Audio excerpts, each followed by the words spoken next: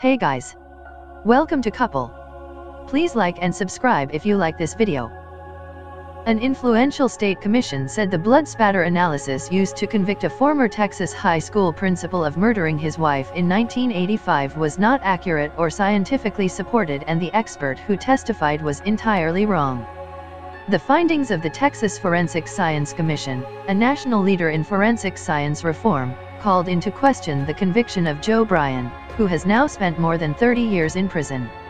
Mr. Bryan was the subject of a two-part investigation by ProPublica and the New York Times Magazine in May that questioned the accuracy of the bloodstain pattern analysis used to convict Mr. Bryan, as well as the training of the experts who testify in such cases.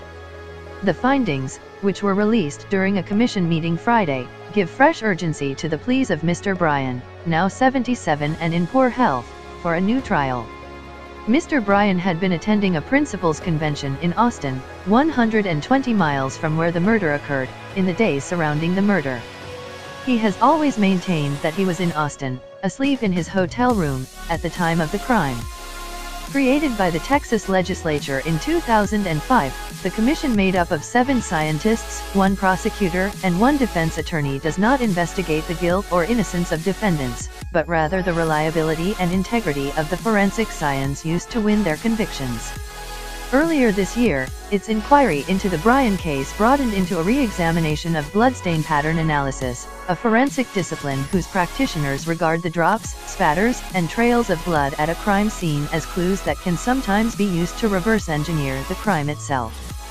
The commission examined the training of some of the discipline's practitioners, who have been admitted as expert witnesses in courts around the country despite having completed no more than a week-long course in bloodstain interpretation.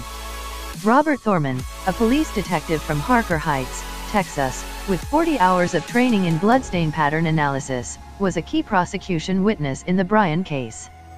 His testimony about a blood-speckled flashlight found by the victim's brother in the trunk of Mr. Bryan's car 4 days after the murder was the linchpin of the prosecution's case.